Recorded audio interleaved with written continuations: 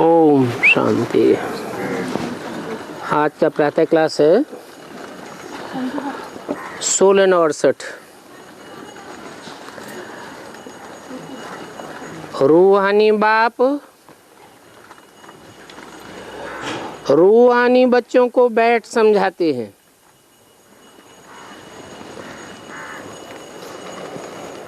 समझाने वाला भी रूहानी बाप और समझने वाले बच्चे भी रूहानी। क्यों याद दिलाया?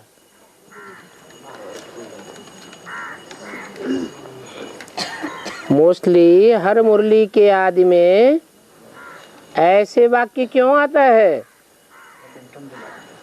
टेंशन दिलाते हैं। क्या टेंशन दिलाते हैं?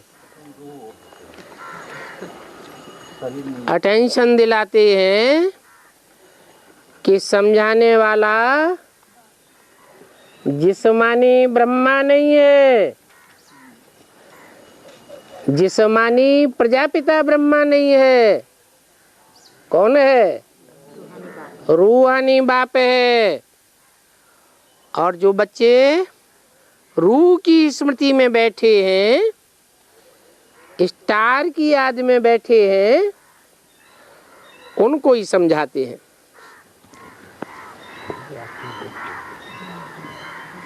परंतु ऐसे नहीं समझ लेना कि रूह सिर्फ निराकार है, सिर्फ बिंदु है। नहीं, रूह अभी साकार में है। और फिर प्रजापिता ब्रह्मा की संतान है। कब? जब रूह साकार में है तो किसकी संतान है? प्रजापिता ब्रह्मा की संतान है। क्योंकि अडॉप्ट किए हुए हैं। तुम्हारे लिए सभी कहते हैं कि ये भाई बहन बनाते हैं। अभी बच्चों को बाप ने समझाया है, असल में तुम सभी आत्माएं भाई भाई हो। ये शरीर इस सृष्टि पर आकर के धारण किया है तो तुम नकली बन गए हो। असल में तुम आत्मा हो। अब नई सृष्टि होती है तो पहले पहले ब्राह्मण चोटी चाहिए।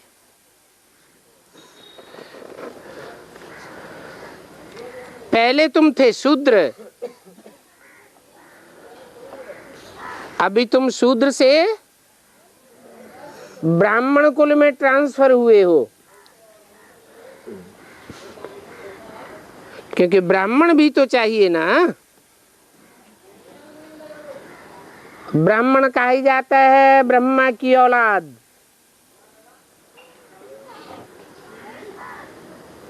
ब्रह्मा के फॉलोअर कहो, ब्रह्मा के बच्चे कहो। प्रजापिता ब्रह्मा का तो नाम वाला है।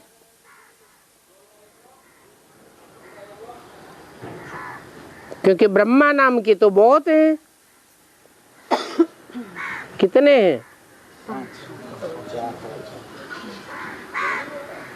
4 हैं जो सिर्फ ब्रह्मा नाम के हैं।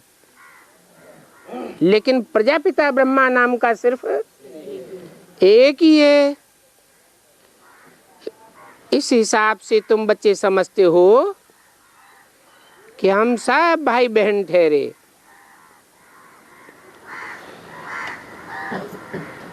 जो भी अपन को ब्रह्मा कुमार कुमारियां कहलाते हैं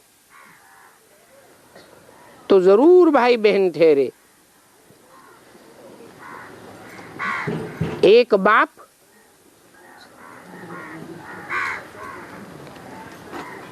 और माताएं कितनी हुई? 2 माताएं। ब्रह्मा नामधारी कितने हैं? तो कितनी माताएं हुई? 4 माताएं हुई। जैसे भारत में एक स्त्री मर जाती है तो कहते एक जूती गई, अभी दूसरी लेते हैं।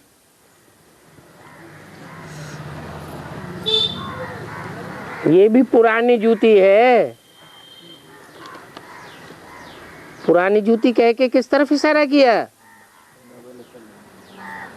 दादा लेखराज की तरफ इशारा किया, बताए दिया कि ये पुरानी जूती भी चेंज होनी है, फिर नहीं लेंगे। तो सभी तुम भाई बहन हो और ये बात समझाना है बेसमझों को। क्या? ब्रह्मा से विष्णु तो बनेंगे, परंतु कौन से ब्रह्मा के पेट से पैदा हुए?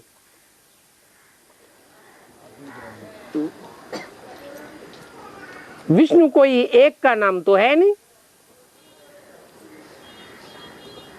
विष्णु को कितनी भुजाएं हैं? 4 भुजाएं हैं। तो क्या स्थूल भुजाएं हैं कि चैतन्य है? चैतन्य भुजाएं हैं। सहयोगी आत्माएं हैं। किसकी सहयोगी? बाप प्रजापिता की सहयोगी। तो भुजाओं को चलाने वाला कौन हुआ? प्रजापिता।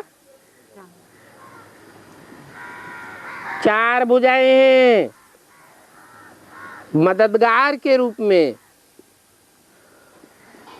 कोई लेफ्टिस्ट के रूप में, कोई राइटियस के रूप में, कोई ऊपर की भुजाएं, कोई नीचे की भुजाएं।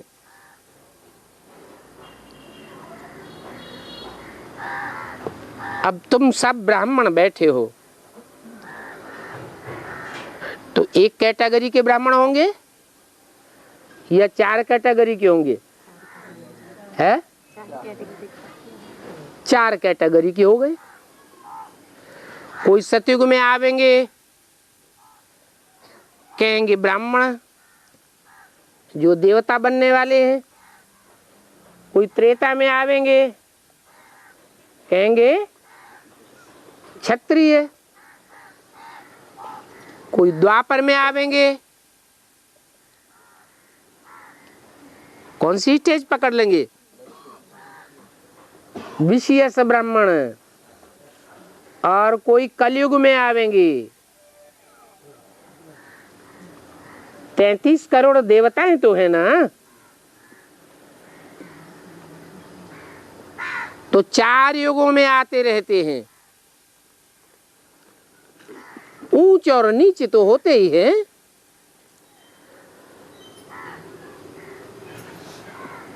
तो ये बात समझने की है, क्योंकि बेसमझ भी है और फिर ब्लाइंड फेथ भी है।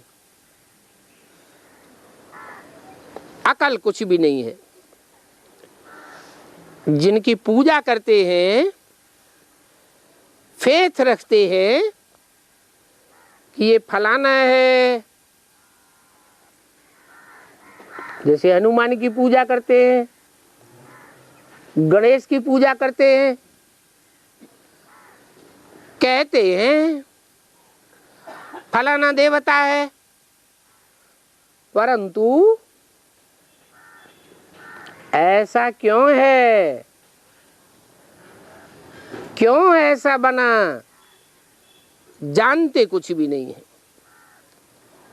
लक्ष्मी नारायण की भी पूजा करते हैं, परंतु वो कब आए, कैसे बने, नर से नारायण और कहाँ चले गए, कोई भी नहीं जानते हैं। और कोई भी मनुष्य नेहरू आदि को जानते हैं तो उनकी हिस्ट्री, ज्योग्राफी, बायोग्राफी सबको पता है।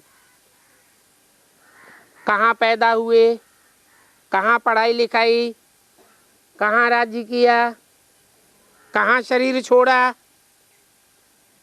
पूरी बायोग्राफी का बताते हैं। अगर बायोग्राफी कोई नहीं जानते हैं तो किस काम का? ऐसे ही देवताओं की पूजा करते हैं परंतु उनकी जीवन कहानी को नहीं जानते हैं। मनुष्यों की जीवन कहानी को तो सब जानते हैं, कितनी हिस्ट्री बैठ लिखी है, परंतु जो बड़े पास्ट हो गए हैं, जिनकी बैठ पूजा करते हैं, बड़े बड़े मंदिर बनाते हैं, उनकी एक की भी जीवन कहानी को नहीं जानते। अब देखो शिव के कितने ढेर पुजारी हैं,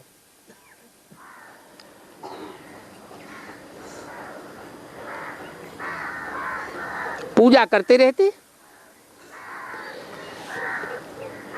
फिर मुख से कह देते ये तो पत्थर ठिक्कर कण कण में है, सर्वव्यापी है।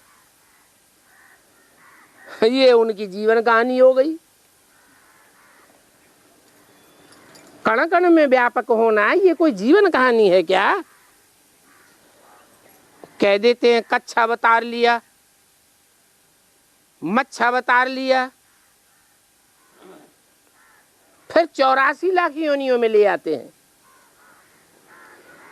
ये तो अकल की बातें नहीं है।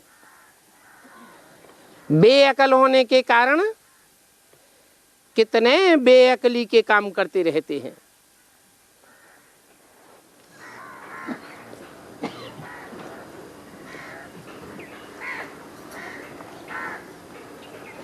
अकल माना कब पतित काम नहीं करेंगे। जो अकलमंद होंगे, ये पतित अक्षर कितना छीछी है। छीछी छीछी क्यों? पतित अक्षर कहने से ही छीछीपना क्या हो गया है? क्यों छीछी कहा?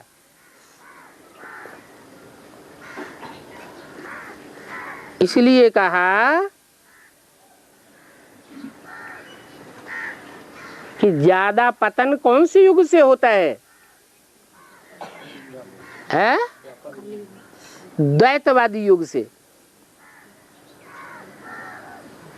तो क्या सतयुग त्रेता में पतन नहीं होता है? पतन तो होता है, लेकिन श्रेष्ठ इंद्रियों का पतन पता नहीं चलता है।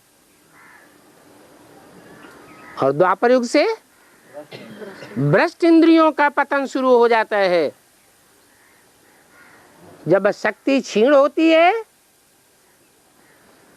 तो जैसे किसी आदमी को टट्टी पेशाब होने लगती है, ऐसे छीछी बन पड़ते हैं। इसलिए पतित को क्या कहा जाता है? छीछी कहा जाता है। अक्षर कितना छीछी है, काम ही ऐसे करते हैं। विकारी माना ही पतित। विकारी वि और कारी। वि माने विपरीत, कारी माने कार्य करने वाला। जो कार्य नहीं करना चाहिए वो कार्य करते हैं। क्या कार्य नहीं करना चाहिए?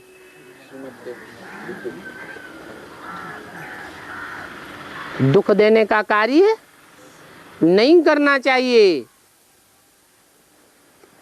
और वो ही कार्य करते हैं।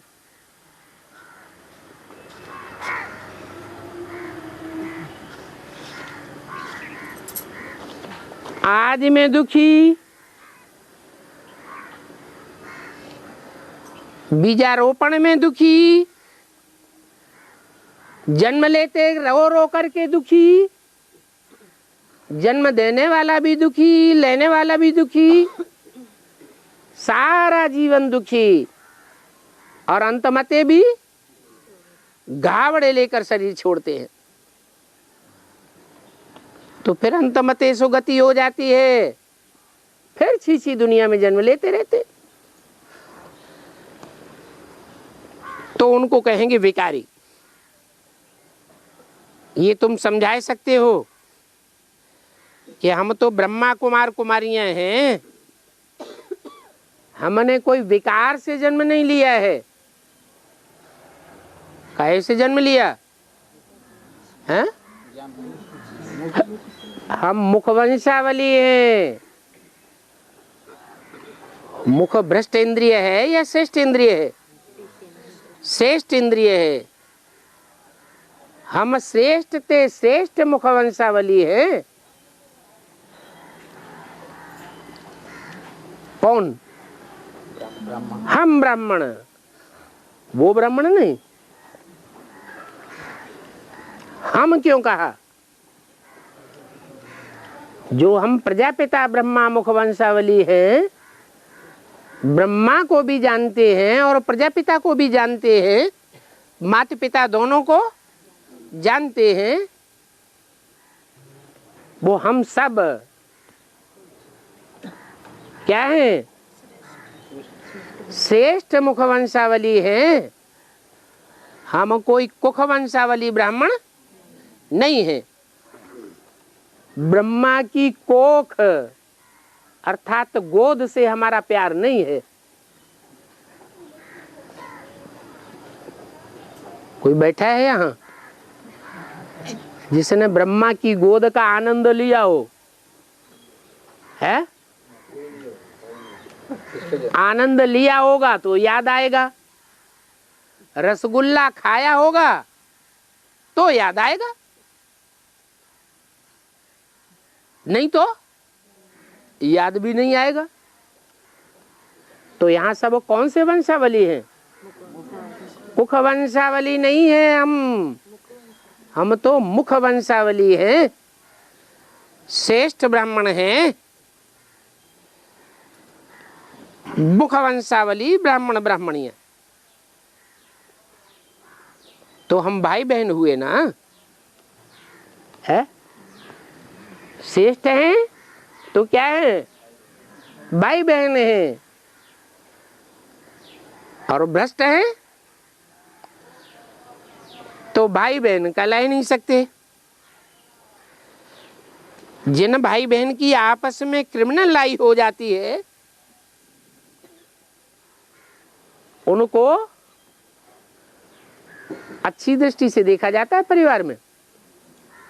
बाप कहेगा ऐसा बच्चा तो न पैदा होता तो अच्छा था। खराब ख्यालात हो जाती है, वो है काम की ख्यालात। ये काम विकार महाशत्रु है। परंतु भाई बहन में तो काम विकार के संकल्प नहीं चलते हैं। अगर चलते हैं तो कहेंगे विकारी, क्योंकि दूसरे से विकार करते हैं। भाई कोई बहन के साथ विकार थोड़े ही करते। कोई बच्ची दूसरे से खराब होती है तो माँ बाप को गुस्सा लगता है, कहते हैं कि न जन्मी होती तो अच्छा था। ऐसे ऐसे दुनिया में बहुत केस होते रहते हैं। तुम कहते हो हम तो प्रजापिता ब्रह्मा की औलाद हैं, आपस में पक्के पक्के भाई बहन हैं। जैसे बेहद के निराकारी बाप के संतान हैं, फिर साकार में आने से पहले पहले प्रजापिता ब्रह्मा की संतान भाई बहन बनते। तुम समझते हो हम सब हैं शिव बाबा की संतान, भाई भाई हैं। ये बात भी हमको पक्की है। कब हैं भाई भाई? है ब्रह्मा बीच में नहीं, इसकी संतान शिव बाबा की संतान। शिव बाबा है निराकार, तो हम संतान भी निराकार।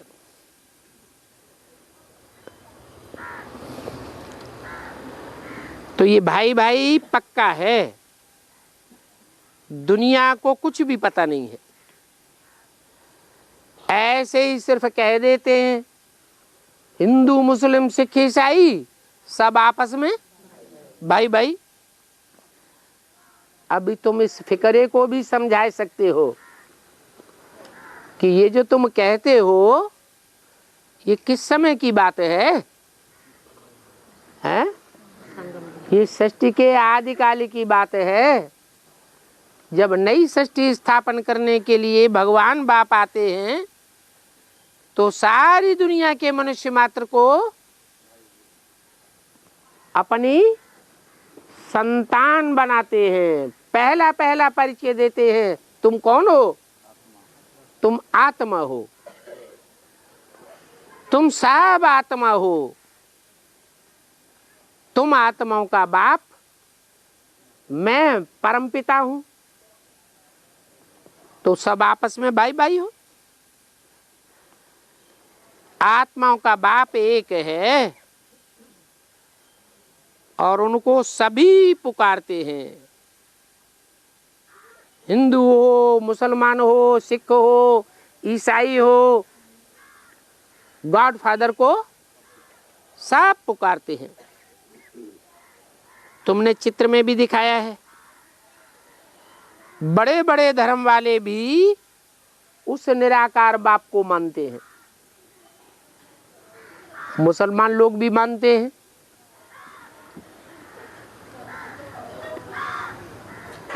हज करने जाते हैं तो मोहम्मद साहब ने एक पत्थर लाकर रखा था,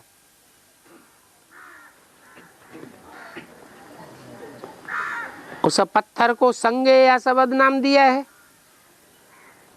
जब तक उसको सिजदा न करें तब तक हज की यात्रा पूरी नहीं समझते। चुम्बन करते हैं। वो है निराकारी आत्माओं का बाप, जिसको बौद्धि भी मानते हैं। त्राटक करते हुए देखे जाते हैं।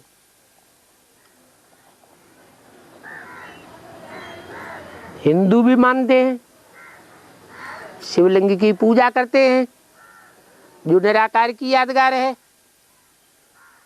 ईसाई भी मानते हैं, उनकी बाइबल में लिखा है गॉड इज लाइट।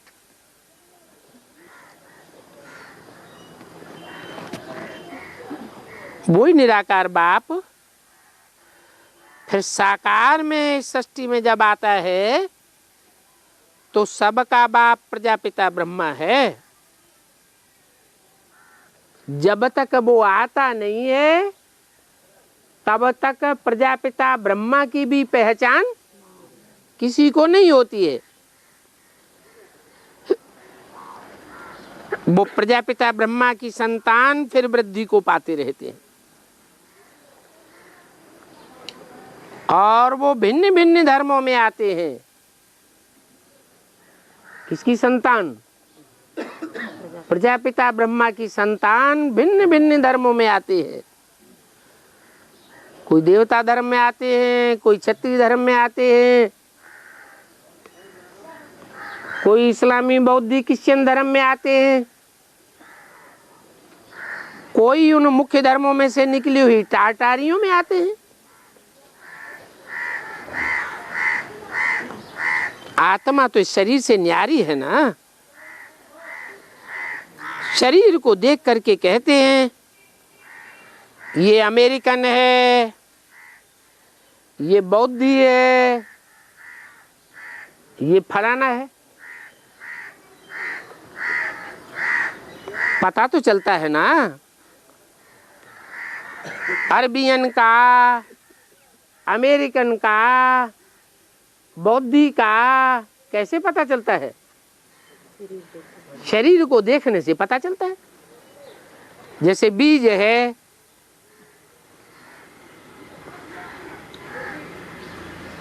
बीज में झाड़ समाया हुआ है। कोई बीज बहुत छोटे होते हैं तो भी पता तो चल जाता है ना। तो आत्मा को नहीं कहते हैं ये फलाना है। आत्माएं सब शांति धाम में रहती हैं, वहां से आती हैं पार्ट बजाने के लिए। तो नाम आत्मा पर पड़ता है या शरीर पर पड़ता है? है? शरीर पर नाम पड़ता है।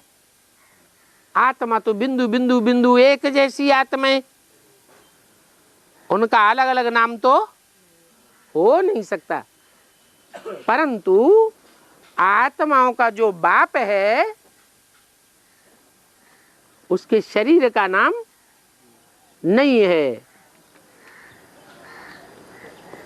नहीं है? है? नहीं है? पूजा होती है कि नहीं? आत्मा का नाम है? आत्मा का नाम है, शरीर का नाम। अच्छा, मंदिर में किसकी पूजा होती है? है? लिंग की पूजा होती है। फिर उसे लिंग क्यों कहा? कान क्यों नहीं कह दिया? नाक कह दो, नहीं कहेंगे। काम के आधार पर नाम पड़ता है। तो लिंग उस स्वरूप की यादगार है जिस साकार स्वरूप में वो निराकार बाप शिव प्रवेश करते हैं। बाकी उनका अपना शरीर नहीं है, उनकी आत्मा का ही नाम शिव है। वो सदैव ही बिंदी है, शरीर में प्रवेश करता है तो भी निराकारी स्टेज वाला है।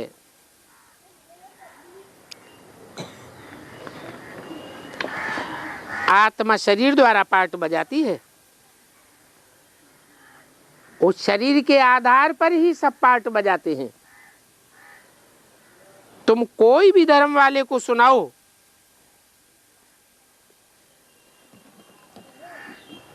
पुनर्जन्म तो सभी धर्म वाले लेते आते हैं और ऊपर से नए नए भी आते रहते हैं। तो बाप समझाते हैं तुम भी मनुष्य हो। मनुष्यों को ही तो सृष्टि के आदि मध्य अंत का मालूम होना चाहिए ना, कि सारा सृष्टि चक्र कैसे फिरता है और इस चक्र का रचयिता कौन है। कितना समय इस चक्र को फिरने में लगता है, ये बातें तुम ही जानते हो। सतयुग में देवताएं भी इन बातों को नहीं जानेंगे। मनुष्य ही जान करके फिर देवता बनते हैं। मनुष्य जानते हैं और देवताएं नहीं जानते। इसका कारण क्या है? देवताएं बुद्धू क्यों होते हैं? देवताएं नहीं जानते, मनुष्य जानते हैं। अरे नाम ही है मनुष्य, मन है तो मनुष्य है। मन बुद्धि की प्रधानता मनुष्यों में होती है या देवताओं में होती है? मनुष्यों में होती है। जो मनन चिंतन मंथन करता है, सोचता है, विचारता है, संकल्प करता है, उसको मनुष्य कहा जाता है। उस मनुष्य को देवता बनाने वाला कौन है?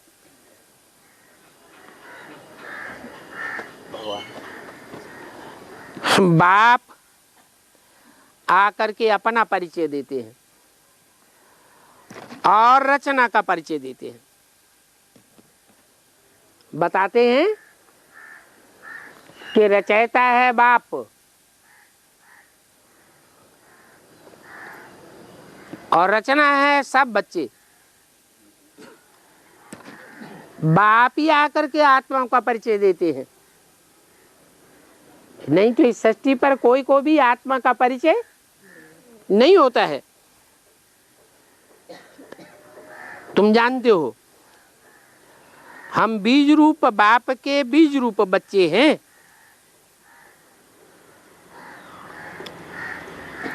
कौन है बीज रूप?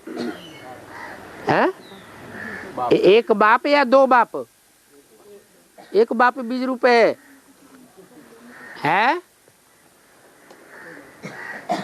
मनुष्य सृष्टि का बाप वो बीज नहीं है, है? वो भी तो बीज है। जो मनुष्य सृष्टि का बाप है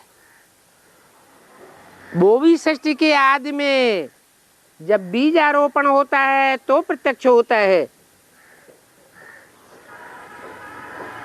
मध्य में जैसे जैसे वृक्ष का विस्तार होता जाता है तो बीज लोप होता जाता है और अंत में जब वृक्ष पूरा होता है, फूल फल बन जाते हैं, फल पक जाते हैं, तो अंदर बीज फिर प्रत्यक्ष होता है। और प्रत्यक्ष कैसे होता है? हैं? जैसे बाप प्रत्यक्ष होता है ऐसे तुम बच्चे भी प्रत्यक्ष होंगे। कैसे प्रत्यक्ष होता है बीज? है नष्टो मोहा स्मृति लब्धा। बीज फल से, पत्तों से, टहनियों से, सारे वृक्ष से, जड़ों से अपने को डिटैच कर लेता है।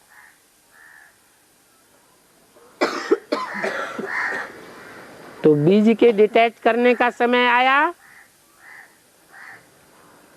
या बीज के साथ साथ जो बीज रूप बाप और उसके बच्चे हैं उनको भी डिटैच होने का समय आ गया।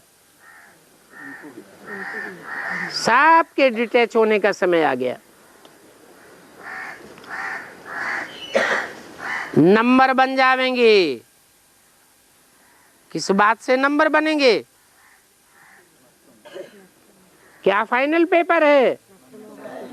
नष्टो मोहा स्मृति लब्धा।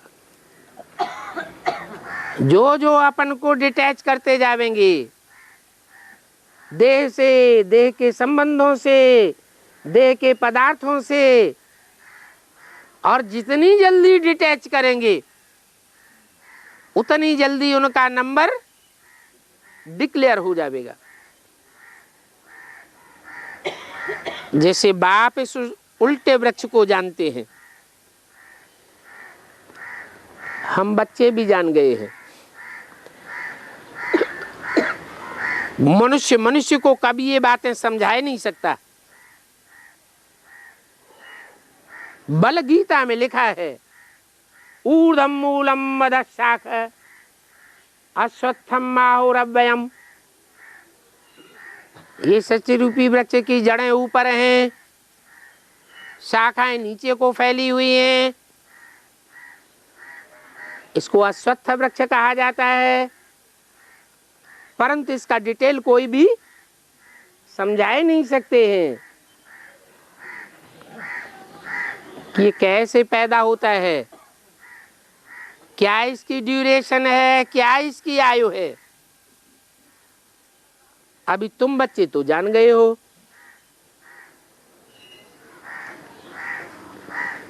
मनुष्य तो मनुष्यों को नहीं समझा सकते।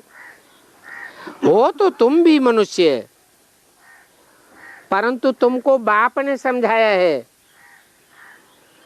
जबकि तुम ब्रह्मा के बच्चे बने हो।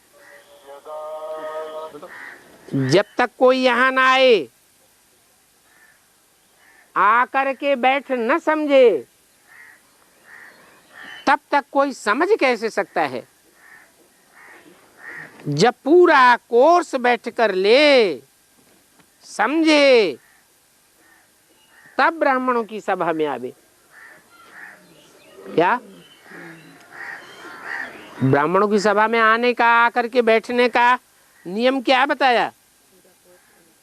पूरा कोर्स ले, पूरी बात समझे कि बाप कौन है और बच्चे कौन है, वेद के बाप कौन कितने, और इस मनुष्य सृष्टि की वृद्धि कैसे होती है, सारा कोर्स लेना पड़े, तब ब्राह्मणों की सभा में अलाउ करना पड़े।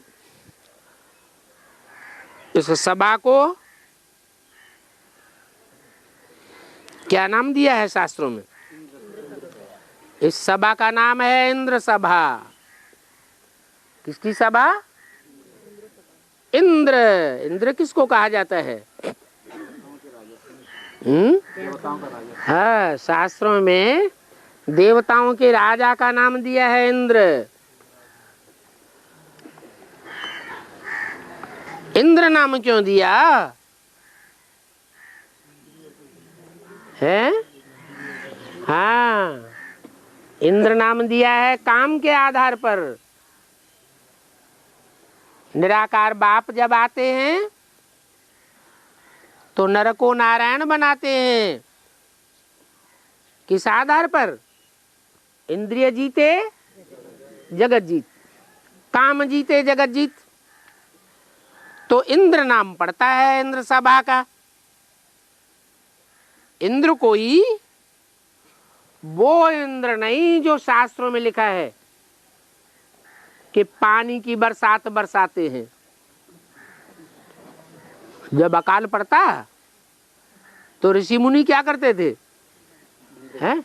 यज्ञ रचते थे, इंद्र देवता का आवाहन करते थे कि आकर के बरसात बरसाएं।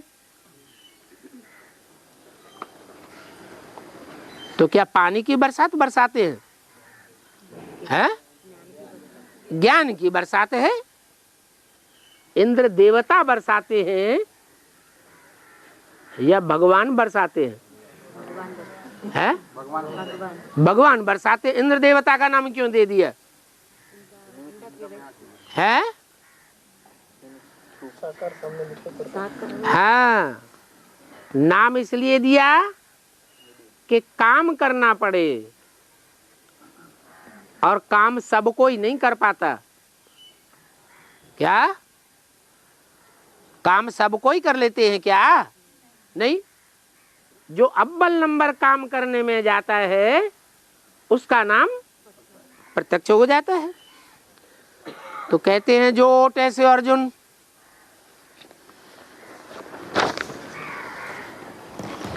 तो इसको इंद्र सभा कहा जाता है। 1668 की वाणी का दूसरा पेज। इस इंद्र सभा की तुम परियां हो। इंद्र सभा में कौन गाई हुई है? इंद्र सभा में जैसे देवताएं गाए हुए हैं वैसे परियां भी गाई हुई हैं। क्या नाम दिए हैं? उर्वशी, रंभा, मेनका, तिलोत्तमा, पुखराजपरी, ये नाम है ना। नीलम्बरी, जिसको जो ज्यादा याद है सो वो बताएगा नाम। परियां तुमको भी बनना है। क्या? परियां तुमको भी बनना है। कैसे? ज्ञान योग के पंख धारण करेंगी और ऊंची ऊंची स्टेज में उड़ेंगी तो तुम्हारा नाम भी परियां पड़ जाएगा। अनेक प्रकार की परियां गाई हुई हैं। हाँ, क्यों? देवता हैं। हाँ, तो एक ही जन्म में बनेंगे देवता है, और जन्म में नहीं बनेंगे। क्या बनेंगे? देवता ही बनते रहेंगे। और क्या बनेंगे? परियां भी बनेंगे। एक जन्म स्त्री का, एक जन्म पुरुष का। तो शूटिंग कहाँ करेंगे? यहाँ शूटिंग करनी पड़े ना। ऊंची स्टेज में उड़ना पड़े कि नहीं उड़ना पड़े? उड़ना पड़े। ज्ञान के पंख से ही उड़ेंगे कि ज्ञान योग पंख, दोनों के पंखों से उड़ेंगे? ज्ञान और योग दोनों के पंखों से उड़ेंगे। उड़ेंगे तब जब परियों के समान पवित्रता को धारण करेंगे। अगर पुरुष पने का भान रहा तो दुर्योधन दुशासन का टाइटल होने पर फिर ऊंची उड़ान उड़ ही नहीं सकते। इसलिए क्या बनना पड़े? परियां बनना पड़े। कोई बच्ची बड़ी अच्छी शोभायमान परी होती है तो कहते हैं ना, ये तो जैसे कि परिजाद है। इस दुनिया में तो पाउडर आदि लगा करके सुहानी खूबसूरत बन जाती है।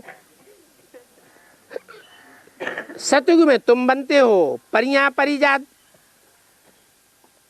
अभी तुम ज्ञान स्नान करने से परियां बन करके निकलेंगे। क्या? कहाँ निकलेंगे? सतयुग में निकलेंगे? नहीं, इसी दुनिया में तुम ज्ञान स्नान संपन्न स्टेज में जब कर लेंगे तो परिजात बन करके निकलेंगे।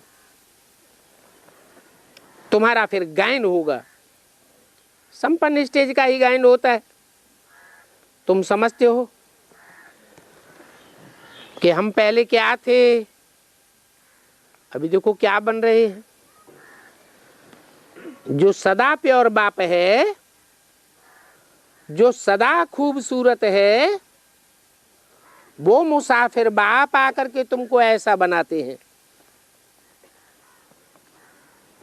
वो बाप तो सदैव गोरा है।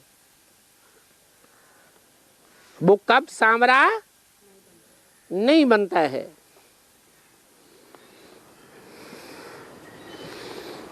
तो ये श्याम सुंदर नाम किसका है? है? वो कभी सांवरा नहीं बनता। वो सदैव गोरा है। तो गोरा शरीर के द्वारा होता है, काला सांवरा शरीर के द्वारा होता है कि बिना शरीर के प्रत्यक्ष होता है? शरीर से प्रत्यक्ष होता है। तो जो बाप सदैव गोरा है, कब सांवरा नहीं बनता है? वो कौन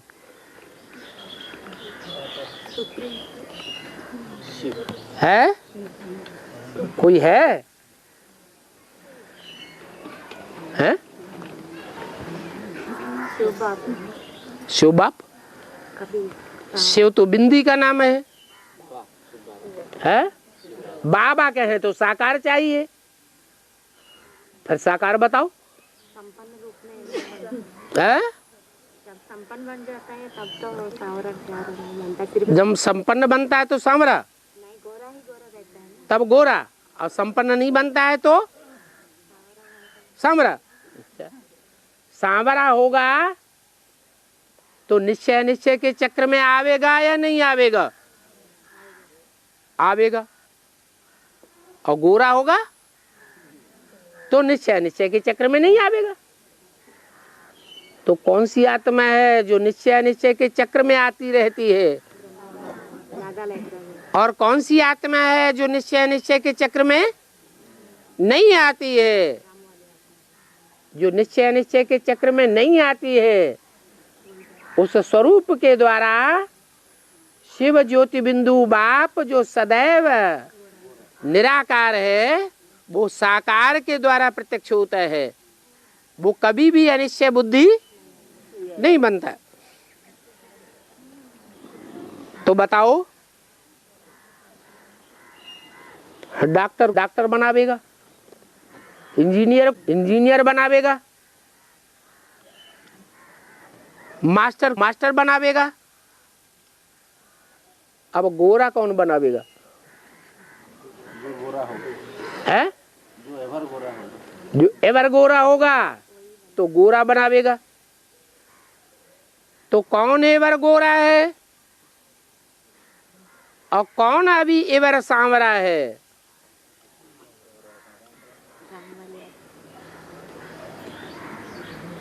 जो सदा निश्चय बुद्धि है तो गोरा है, अनिश्चय बुद्धि है तो सांवरा है।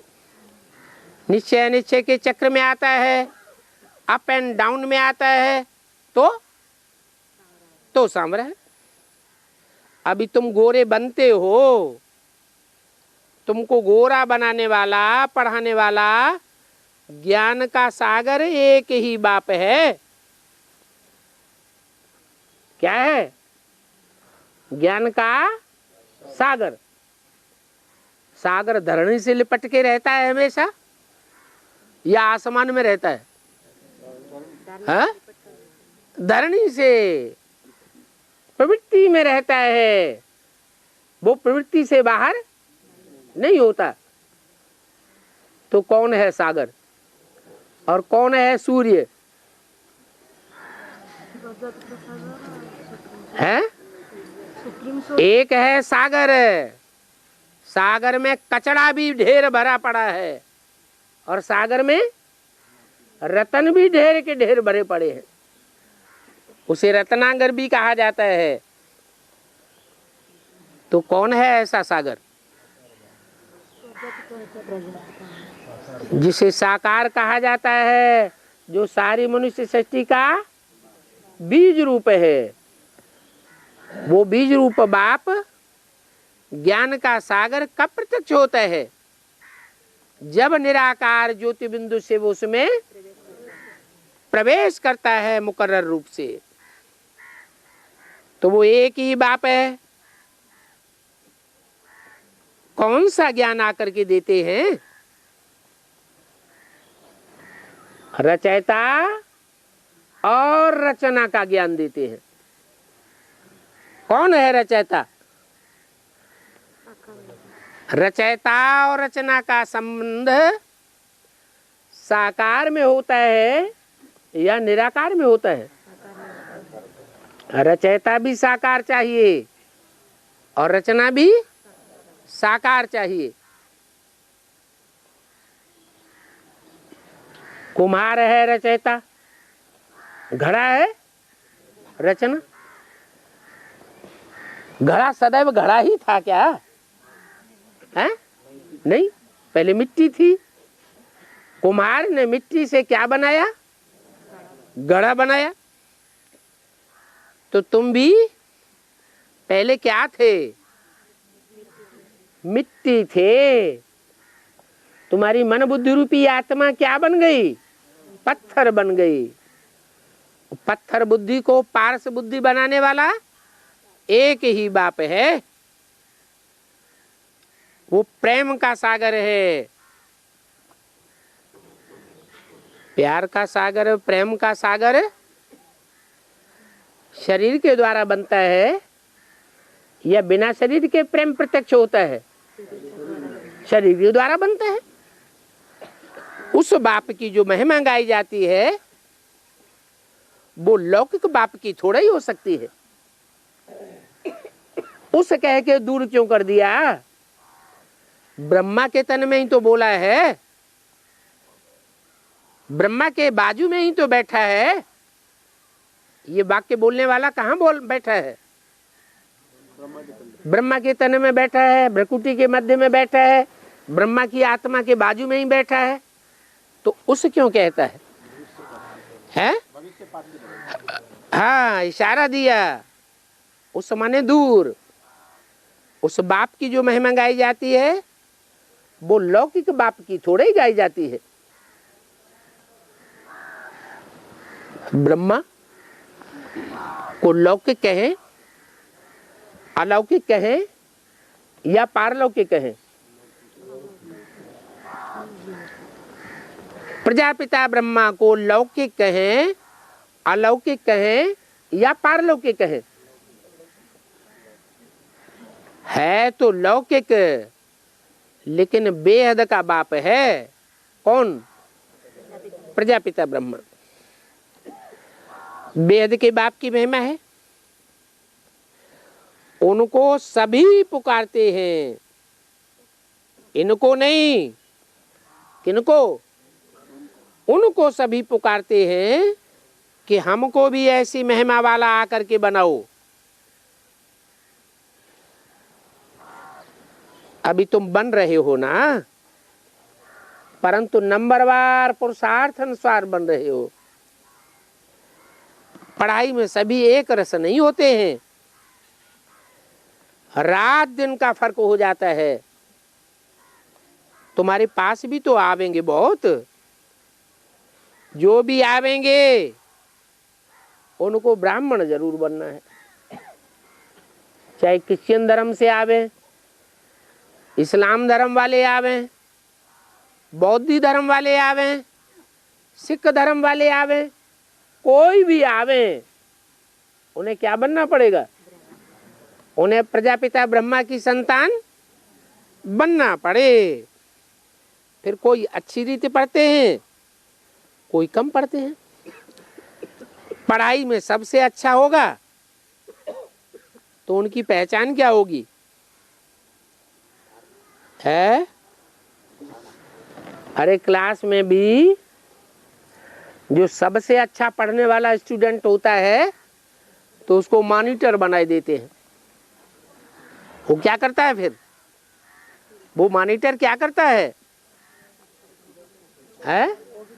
औरों को भी पढ़ाता है। तो क्या पहचान हुई अच्छा पढ़ाई पढ़ने वालों की? हाँ, अपने अपने दिल के अंदर देखें कि हम अच्छा पढ़ने वाले हैं या दल बुद्धि है। अगर अच्छा पढ़ाई पढ़ने वाले हैं तो जरूर औरों को भी पढ़ावेंगे। ये बात तुम समझ सकते हो। इतने कॉलेज निकलते रहते हैं, बाबा भी कहते हैं ऐसा कॉलेज बनाओ जो कोई भी समझ सके कि इस कॉलेज में रचयिता और रचना के आदि मध्य अंत का नॉलेज मिलता है। बाप भारत में ही आते हैं। कहाँ आते हैं? भारत में। नाम भारत क्यों दिया है? भा माने रोशनी, रत माने लगा हुआ। काय में लगा हुआ? ज्ञान की रोशनी में ही लगा रहे, उसका नाम पड़ा भारत। उसका अंजाम क्या होता है? जो ज्ञान की रोशनी में ही सदैव लगा रहता है, मनन चिंतन मंथन में ही लगा रहता है, मक्खन बनाने में ही लगा रहता है, सार निकालने में ही लगा रहता है, उसका अंजाम क्या होता है? अंजाम फुल बैगर बनना अच्छी बात है क्या है? अच्छा, जब ज्ञान में लगा रहेगा तो अंत में बैगर बन जाएगा। ऐसे ज्ञान से तो न ज्ञान में आना अच्छा है। हाँ, उसका अंजाम क्या होता है? नर से नारायण बन जाता है। नारायण का अर्थ क्या है? नार माने ज्ञान जल, अयन माने घर। कहाँ घर बन जाता है उसका? ज्ञान जल में ही उसका घर बन जाता है। इसलिए यादगार में क्या दिखाते हैं? तालाब दिखाते हैं, क्षीर सागर दिखाते हैं, उसमें दूध डालते हैं, ढेर दूध डाल देते हैं और उसमें क्या नाग के ऊपर, शेष नाग के ऊपर आराम से बैठा हुआ नारायण दिखाते हैं। कहाँ हुआ घर उनका? ज्ञान जल ही उनका घर है। तो देखो, भारत में बाप आते हैं और भारत में ही कॉलेज आदि खोलते हैं। आगे चल करके बहुत कॉलेज खुलते जावेंगे। क्या बहुत कॉलेज यूनिवर्सिटी आदि चाहिए ना, जहां बहुत आकर के पढ़ेंगे। फिर जब पढ़ाई पूरी होगी तो आज सनातन देवी देवता धर्म में ट्रांसफर हो जावेंगे, सभी ट्रांसफर हो जावेंगे। अर्थात मनुष्य से देवता बन जावेंगे। तो मनुष्य से देवता बनते हो ना, गायन भी है क्या? अरे मनुष्य से देवता बनने का क्या गायन है? मनुष्य से देवता की हाँ, मानुष से देवता की ये करत न लागी बार, देर नहीं लगी। अरे ये 70-71 साल किस खाते में चले गए?